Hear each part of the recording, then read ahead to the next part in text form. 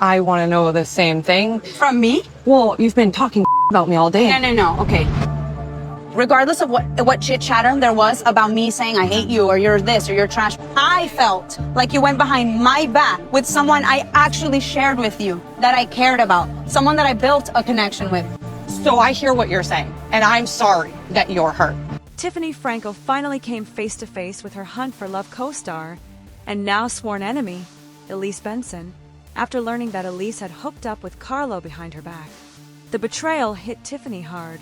Not only did she feel blindsided, but she also felt their friendship had been completely shattered. On the show, Tiffany and Elise once shared a surprisingly strong bond. But Tiffany's love life has been a complicated web from the start. A full-on love square involving Carlo, Jay, Rob, and Rocky. While Rob quickly moved on to Jennifer, Tiffany found herself focusing more on Carlo, with occasional dates with Jay and Rocky. Still, Carlo seemed to be the one she had her heart set on. In a recent episode, Tiffany finally decided to be vulnerable with Carlo and confess her feelings, ready to take things exclusive. But instead of romance, she got a gut punch. Carlo admitted that he had already hooked up with Elise, the very person Tiffany thought she could trust. According to Carlo, the hookup just happened, and he wasn't mad about it. Tiffany, stunned by his cavalier attitude, couldn't help but notice the glimmer of satisfaction in his expression as he spoke about Elise. It was clear he felt no guilt. That was the moment Tiffany decided she wasn't going to beg for his loyalty. She dumped him on the spot, shutting the door before he could even try to explain further. But Tiffany wasn't done. She was determined to confront Elise face to face. Their sit-down was tense from the very first second. Tiffany went in hard, opening with, "What the fuck is this?" Shockingly, Elise fired back with the same question, accusing Tiffany of constantly talking about her behind her back. Tiffany brushed it off, zeroing in on the real issue. "I think you went behind my back with someone I told you I cared about, someone I had a real connection with." Elise, calm but unapologetic, said she was sorry Tiffany felt hurt, but insisted she did nothing wrong because Tiffany had been going on dates with other men. That defense didn't sit well with Tiffany or with their co-star Tim Malcolm, who jumped in and called Elise fake for betraying a friend. "You do that to a friend?"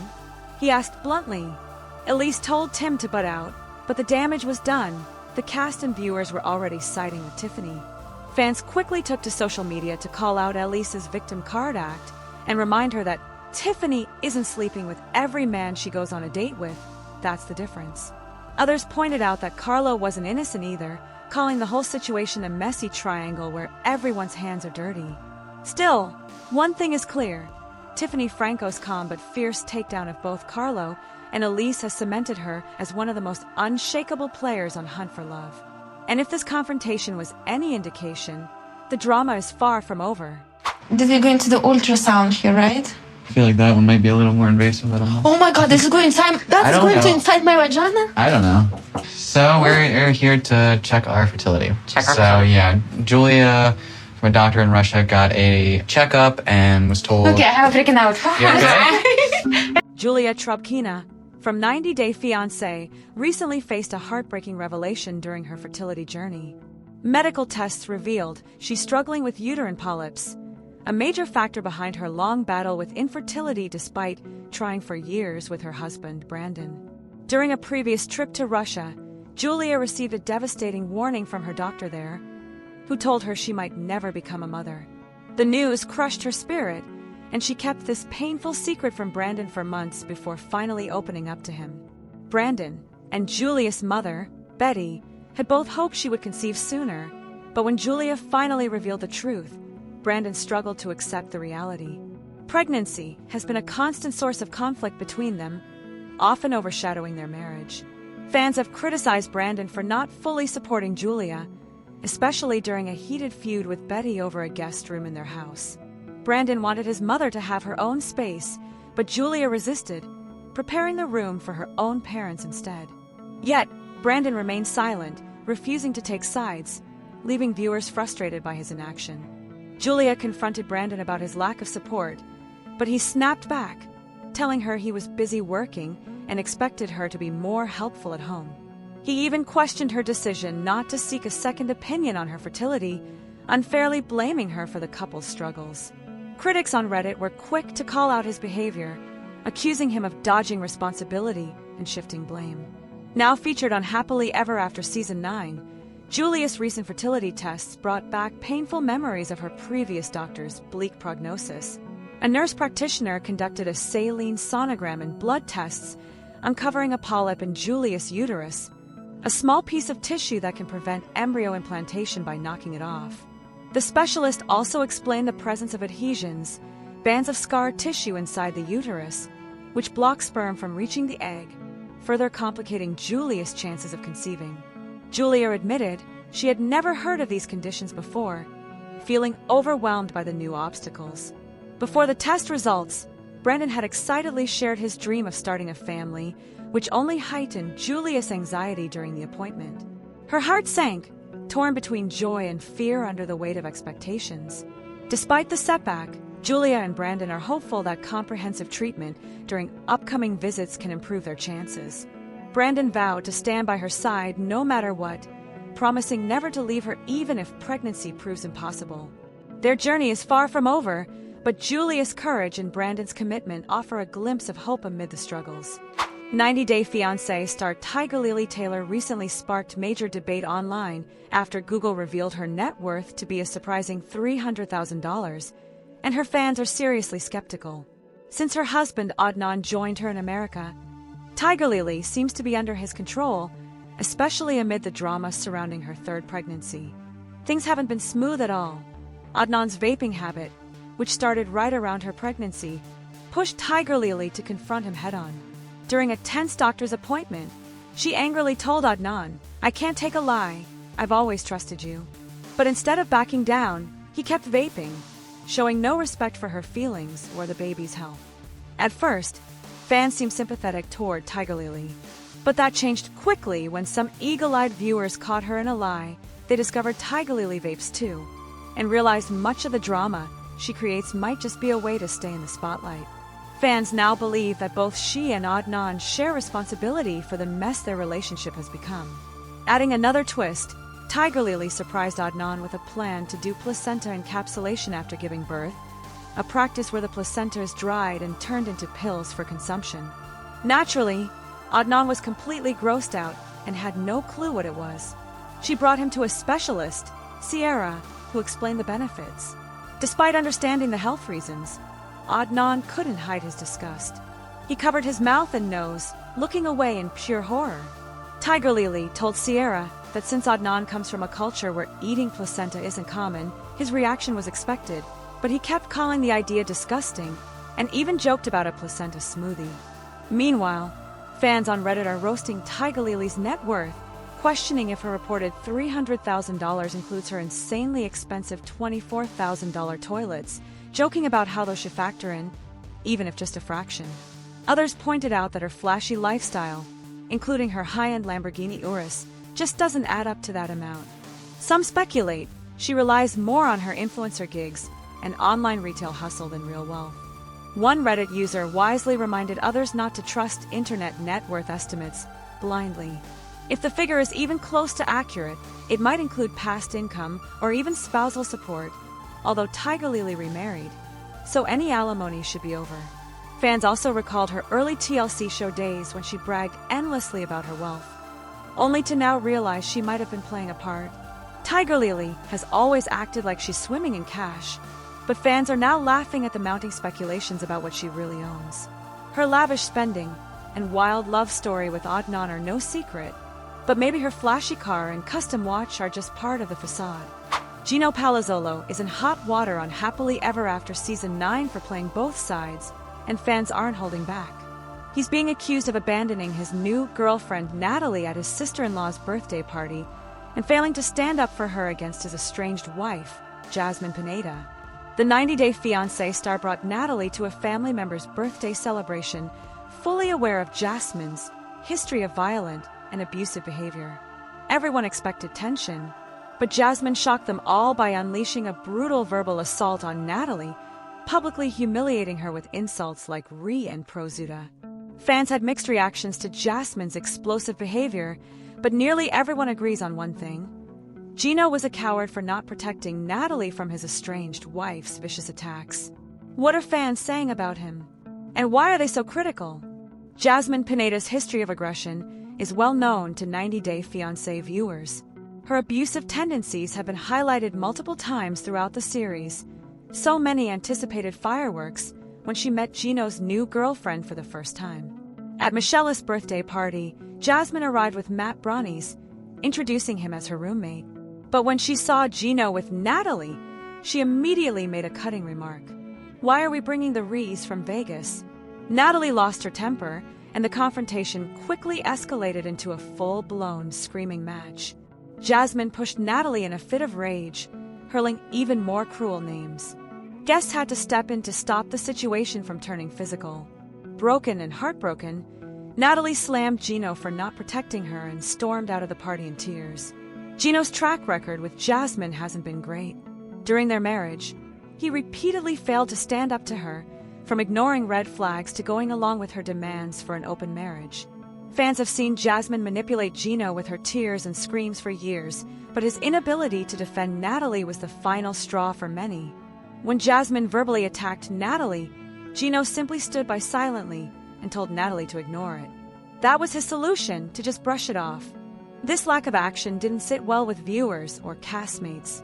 On Pillow Talk, Kim Menzies, Jamal Menzies, and Josh Weinstein watched the explosive showdown and couldn't hold back their reactions. While they found the drama entertaining, Jamal called out Gino for shirking responsibility, and Josh said it was high time Gino stood up to Jasmine. Armando agreed, saying Jasmine was completely out of line. She should have been backing Gino, not attacking his girlfriend. Emily blasted Gino for shamefully watching the chaos unfold without intervening, and Veronica slammed him for abandoning Natalie after bringing her into that toxic environment. She accused him of playing both sides and lying to his girlfriend about the true state of his relationship with Jasmine. In the end, Gino's silence spoke volumes, and fans are left wondering, can he ever really protect the people he claims to care about? Is Darcy Silva paying the ultimate price for her beauty obsession? It seems that 90 Day Fiancé star Darcy Silva's fillers may have gone beyond just surface-level issues. Now, they could be putting her health in serious jeopardy. Fans are sounding the alarm as signs emerge that her overly done fillers might be cutting off her blood supply. Recently, viewers noticed disturbing changes in Darcy's appearance that suggest she could be facing a major medical issue. Blue patches have appeared around her chin and lips, a classic sign that parts of her face aren't getting enough blood flow. Concerned fans are pleading with her to see a doctor immediately, fearing that her life might be at risk. So is Darcy really in danger? Let's dive deeper. Darcy has been no stranger to cosmetic procedures, including multiple surgeries and breast augmentations. Her large, heavy implants have been a defining feature, but they're now causing her discomfort and health concerns. In fact, she recently admitted she's seriously considering a breast reduction, a make-under to go smaller and more natural. Darcy shared, "Stacy and I were thinking of going a little smaller, maybe a size or two down." She revealed her implants have become too heavy, and she's ready for a change. Both Darcy and her sister Stacy are even planning to travel all the way to Turkey for the procedure. But the concerns don't stop at her breasts. On social media, Darcy posted a casual video of herself enjoying nachos, but fans quickly noticed something alarming.